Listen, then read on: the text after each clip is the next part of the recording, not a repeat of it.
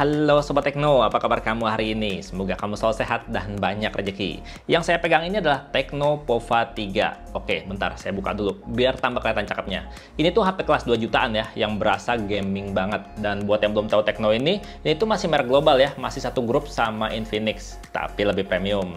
Dan dengan harga 2,5 jutaan, saat video ini dibuat, HP ini tuh udah punya layar yang bisa dibilang menyenangkan. Karena tuh layarnya udah punch hole gitu, dan ukuran layarnya juga luas kayak tablet. Layarnya punya ukuran 6,9 inch dengan rasio 20,5:9. Masih dalam pertumbuhan, jadi lebih tinggi, lebih memanjang. Jadi walaupun layar besar, tapi nggak terlalu besar di genggaman. Kalau buat sosial media jadi lebih nyaman karena udah 90 Hz, jadinya saat di scrolling tuh berasa smooth banget. Kualitas visualnya juga cukup tajam dan jernih dilihat dari berbagai sisi. Kalau di bawah cahaya matahari juga masih cukup kelihatan. Dan layar Tekno Pova 3 ini bisa mengenali maksimal hingga 5 sentuhan secara bersamaan. Untuk respon layarnya juga mantap, nggak pakai delay, baik buat multitasking harian ataupun saat dipakai main game. Dan nggak cuma layarnya aja yang bikin puas, kualitas suaranya juga mantap. Karena HP ini punya teknologi audio DTS atau Digital Theater System yang bisa aktif nggak cuma pakai earphone aja, tapi juga bisa aktif lewat speaker HP-nya langsung. Dan speakernya ini udah asli stereo, beneran dual speaker, dengan speaker utama di sisi bawah, dan speaker kedua di sisi atas yang terpisah nggak barengan sama earphone. Gini suaranya.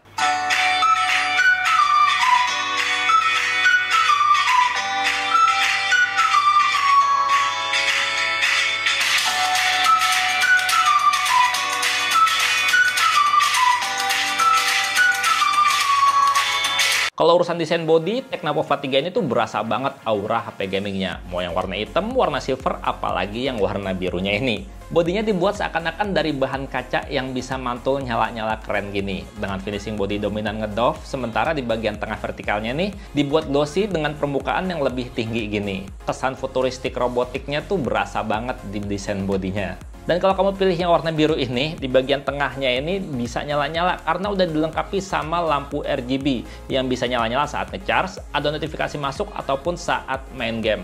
Keren nggak tuh?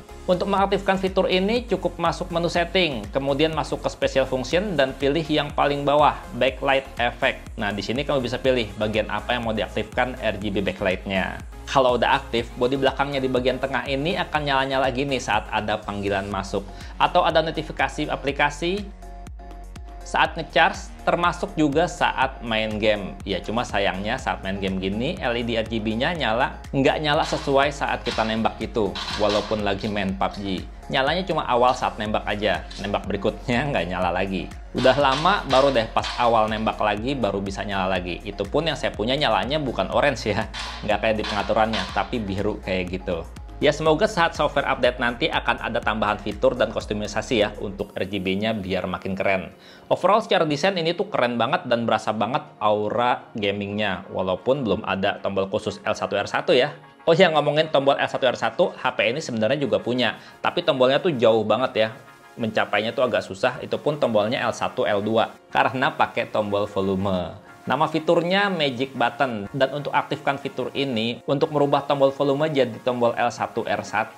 Saat kita buka game, masuk deh ke pengaturan game untuk custom tombol. Terus buka game assistant dengan swipe gini, kemudian pilih menu Magic Button.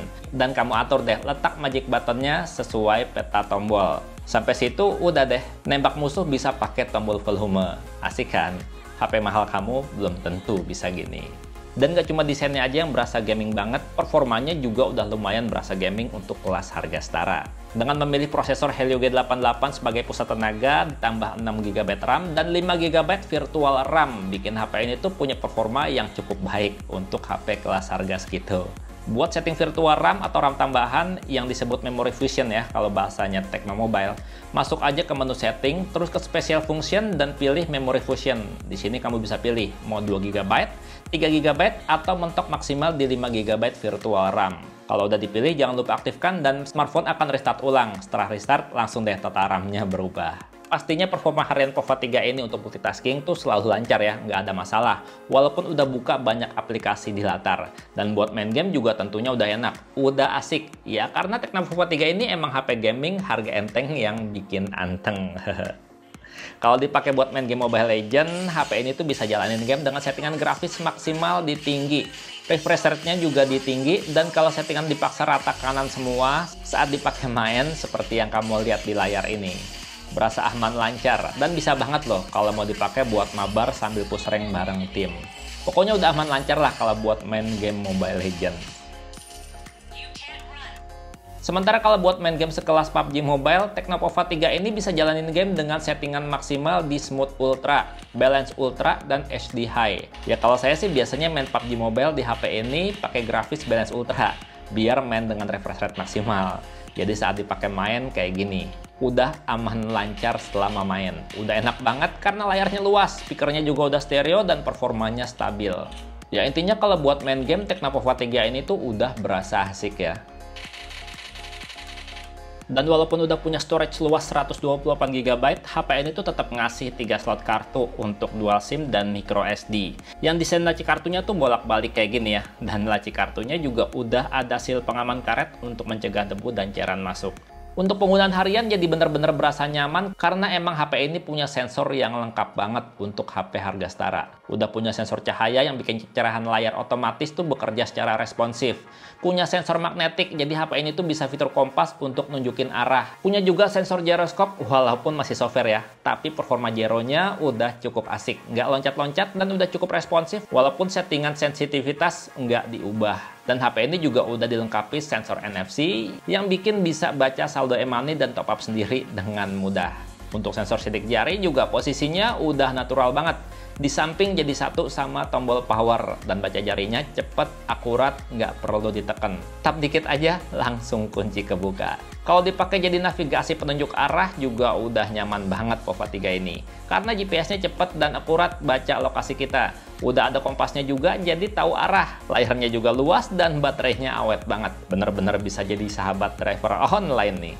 Dan ngomongin baterai, HP ini tuh bener-bener awet karena emang udah 7000 mAh baterainya. Waktu saya tes ya di dalam ruangan terus pakai jaringan WiFi untuk internet, waktu dipakai buat nonton YouTube 1 jam baterainya cuma berkurang 4% aja. Dan waktu dipakai main game PUBG Mobile sejam, dengan frame rate ultra baterainya juga berkurang 12% aja. Jadinya kan kalau dalam sehari ya kita pakai main game sejam dan buat nonton YouTube sejam, sisa baterainya tuh masih lebih dari 80%. Ingat loh, ini 7000 mAh, 80%-nya banyak banget. Sampai besok paginya juga masih tahan, masih belum lowbat. Dan walaupun baterainya kapasitasnya badak, ngecharge-nya nggak pakai nunggu lama. Karena HP ini udah bisa ngecharge dengan teknologi pengisian cepat 33 watt. Dan pada saat waktu di-charge pakai charger bawaan ya, selama 30 menit udah keisi 25%. Selama 1 jam keisi 43%, selama 2 jam keisi 85%. Dan butuh waktu sekitar 2 jam 40 menit untuk penuh 100%. Nggak terlalu lama kan ngecasnya. Ini 7000 mAh loh, gede baterainya. Dan kalau yang suka selfie, ketika di kelas harga setara, HP lain ngasih kamera selfie rata-rata udah 16 megapiksel, Tecnopova ini cuma ngasih kamera depan 8 megapiksel. Tapi seperti biasa ya, udah dikasih LED flash untuk selfie di kondisi gelap. Kalau merek lain belum ada. Dan hasil foto-foto selfie-nya seperti yang kamu lihat ya, kualitasnya udah cukup banget hasilnya. Detailnya cukup bagus dan tone warnanya juga udah bagus, nggak pucat dan nggak over juga. Ngepas lah kalau saya bilang, berasa natural. Untuk foto-foto selfie potret juga udah cukup rapi hasil potongan blurnya. Ya untuk kelas harga setara ya. Dan buat kamu yang suka fotografi, hal penting yang perlu dipertimbangkan adalah HP ini udah 50 megapiksel AI triple kamera. Udah punya 3 kamera, tapi cuma satu aja yang beneran bisa buat foto-foto. Yang 2 laginya kamera pendukung. Jadi tuh HP ini punya kamera utama 50 megapiksel dengan bukaan lensa lebar banget, f1.6, dimana aperture lensa segini biasanya cuma ada di kamera HP flagship. Terus kamera 2 megapiksel untuk depth sensor, dan satu lagi adalah kamera untuk AI. Jadi ya, walaupun cuma satu kamera doang yang bisa foto-foto, hasil fotonya beneran cukup outstanding untuk kelas harga setara. Detailnya mantep dan warnanya juga bagus. Untuk foto-foto ini tuh bener-bener udah bisa bikin puas hasilnya.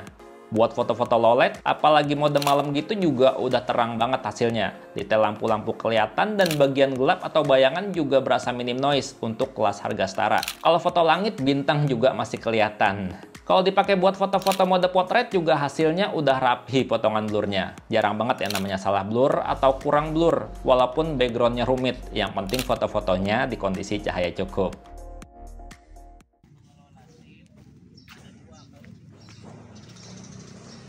Nah gini nih, hasil rekaman video menggunakan kamera belakang.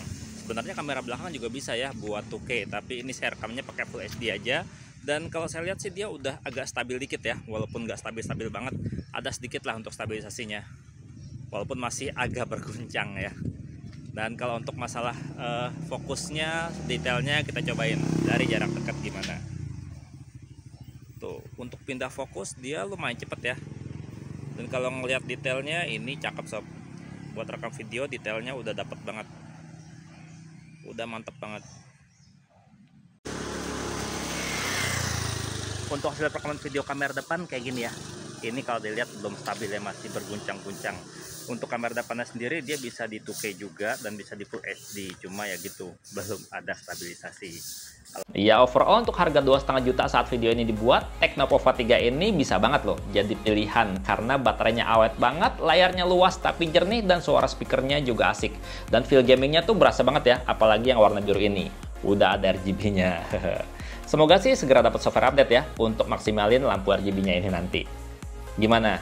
Kalau menurut kamu menarik nggak sih Pova 3 ini? Komentarnya dong. Dan Bang Leto pamit, sampai jumpa di video berikutnya. Bye-bye.